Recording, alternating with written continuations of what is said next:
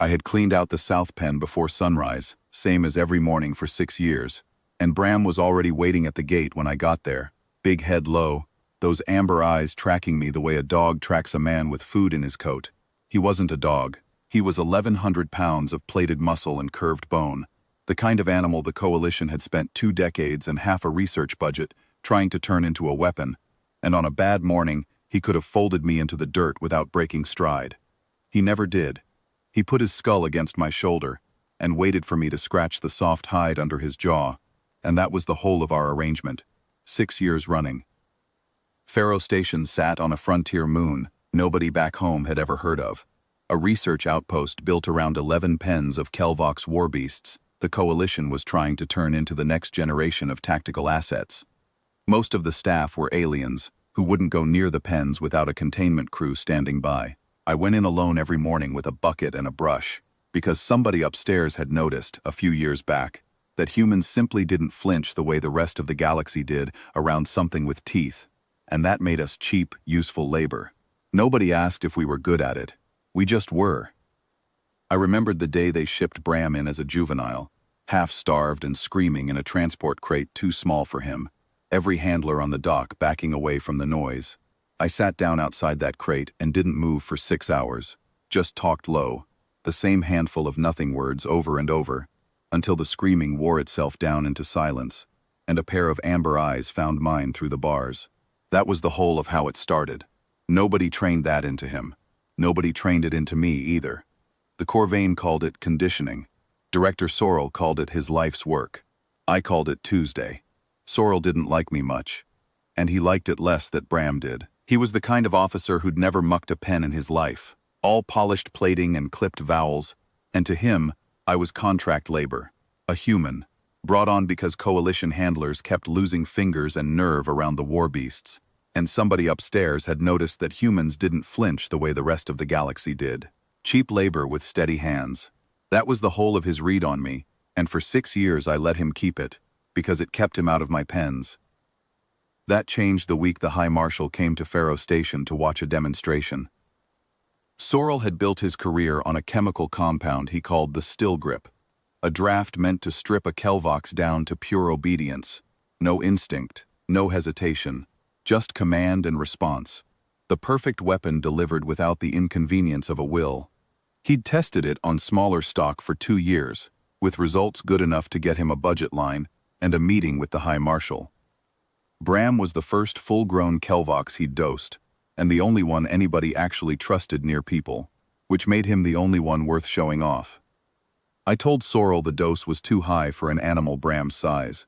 I told him twice, he told me, in front of 3 aides, that pen keepers weren't paid to have opinions about pharmacology, and that I should be grateful the Coalition let me near the program at all. I went back to mucking pens and let it go, because that was the arrangement too, 6 years running. I kept my mouth shut, and he kept me employed. The morning of the demonstration, the viewing gallery filled up fast.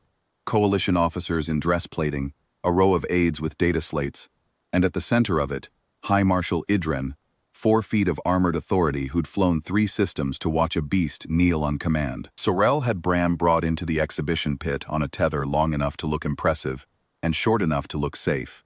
He gave the injection himself, in full view of the gallery glass, like a man unveiling a piece of art he'd spent his whole career building toward. Bram took it standing. For about 30 seconds he looked like the demonstration Sorrell had promised. Head down, eyes glassy, breathing slow and mechanical. Every line of him gone slack in a way I had never once seen on him, not even asleep. Sorrell started talking, half to the Marshal, half to the room, about total behavioral compliance and the future of Coalition tactical assets. And for those 30 seconds, I think even he believed it. Then Bram's legs went out from under him sideways, not down, and a sound came out of him I had never heard in 6 years, low and wrong, the kind of sound an animal makes when its own body stops answering to it. The tether snapped taut. 2 handlers went for the slack and got thrown into the rail for their trouble. The gallery came apart at once, aides scrambling back from the glass, Idren's guard stepping in front of him with weapons half raised, Sorrell backing toward the door with his hands up and his composure gone entirely, shouting orders nobody in that pit was in any condition to follow. Nobody went toward the beast. I did. I walked into the pit talking, the way I always did, low and even, the same handful of words I had used on him since he was young enough to fit in that transport crate. Easy, Bram. Easy now, I'm here. He was thrashing against the dose, blind with it. 12 feet of muscle and confusion, with no idea anymore which way was up, and when I got close enough, he could have taken my arm off without ever meaning to. He didn't. He found my voice somewhere under the chemical fog and turned toward it instead of away, and when I finally got my hand flat against the side of his skull, he went still. Not drugged still, not Sorrel's kind of still. Still because he had decided to be. He put his head down in the dirt of the pit, right at my boots, the way he had every morning for 6 years, and the shaking stopped, and the gallery went dead silent watching a coalition flagship asset choose a human contractor over 2 decades of chemistry and a fortune in research funding. Sorrel found his voice before anyone else did. He came back through the door already talking, already rebuilding the narrative for the room, said I had interfered with an active trial, said the contractor had no standing authority in that pit, said this proved the formula needed refinement, not the program, not his judgment. He grabbed my arm to haul me back from the rail, hard enough to mean it, still talking past me to the marshal like I wasn't worth addressing directly. Bram's head came up off the ground in under a second. He didn't lunge. He didn't have to. He came up onto his feet between me and Sorrel in one motion that emptied the air out of the room, lowered his skull until those curved tusks sat level with Sorrel's chest, and made a sound that needed no translation in any language spoken on that station. Sorrel let go of my arm like it had caught fire. He didn't say another word about authority. He didn't say another word at all. Just stood there with 2 decades of research standing in front of him, undone in 4 seconds by a hand on a shoulder, and let the silence do what his draft never could. High Marshal Idren was the one who finally spoke, once the gallery remembered how to breathe. He asked, in a voice gone very quiet, how long the bond between the handler and the asset had been established. 6 years, I told him. He asked what the chemical had actually accomplished here today. I told him the truth, that it hadn't accomplished anything at all, except remind Bram of every reason he'd ever had to be afraid, and that the only thing in that pit he hadn't been afraid of, dosed or not, was me. Idren looked at Sorrel for a long moment, long enough that Sorrel stopped trying to fill it.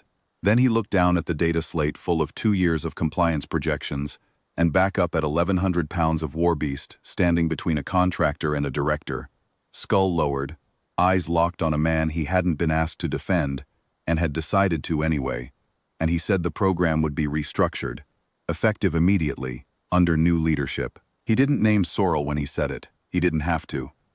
Everyone in that gallery already knew whose name had just come off the door. They moved me to a proper handler's contract that same week, full coalition pay, a real title, my name on paperwork for the first time in 6 years instead of a line item under contracted labor. Bram still meets me at the gate every morning, head down, waiting on the same 2 words I have used since he was small enough to carry, screaming, out of a crate too small for him. I still say them. Easy, Bram, I'm here. He never once needed the chemistry to know what that means. He only ever needed me to mean it.